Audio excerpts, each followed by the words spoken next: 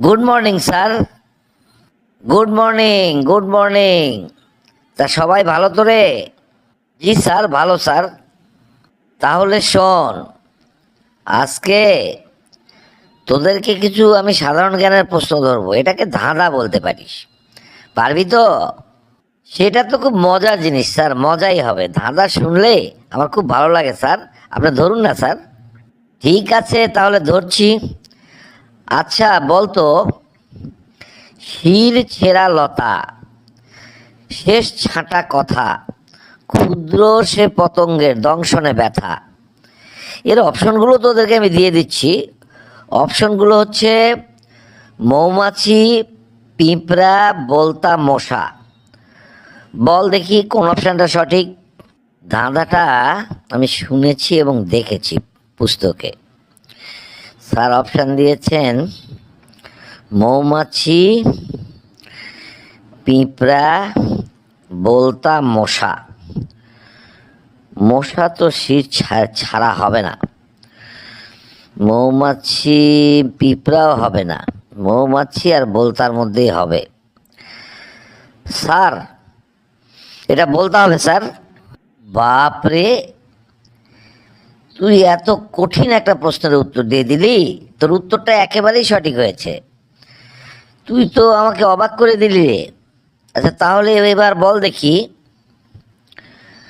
মাথার উপর পা চাপিয়ে উল্টো কথা কই, তিন অক্ষরে প্রশাসনে আমরা মশাই রই। এর অপশনগুলো আমি তোকে বলছি, মনোযোগ দিয়ে শোন।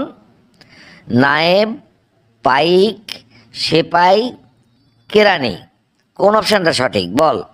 স্যার তো অপশন দিয়েছেন একই রকম, নায়েব, পাইক, সেপাই, কেরানি।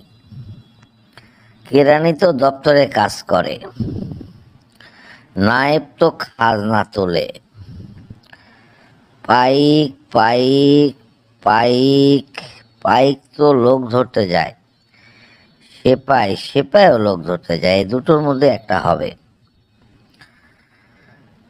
এটা এটা কোনটা সঠিক হবে?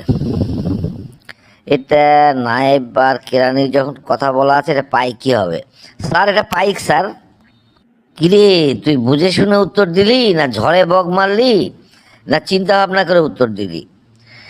কোনটা বল দেখি বাবা। স্যার আমি বুঝে শুনে উত্তর দিয়েছি স্যার। এটা আমি একটা পুস্তকে পড়েছি স্যার। এটা এটা পাই কি হবে স্যার? তাহলে দেখছি তুই বুঝে শুনে উত্তর দিয়েছিস, মানে তুই বাসায় ধাঁধা নিয়ে প্রচুর চর্চা করিস। তো যাই হোক, আরো নতুন নতুন ধাঁধা শেখ। আমি তোদের এই ক্লাসটা ধাঁধারই ক্লাস নেব। আবার সামনের ক্লাসে কিছু প্রশ্ন ধরবো, দেখবো পারিস কি না। কাজে সেইভাবে প্রিপারেশান নে। ঘন্টা পড়ে গিয়েছে, তাহলে আমি যাই।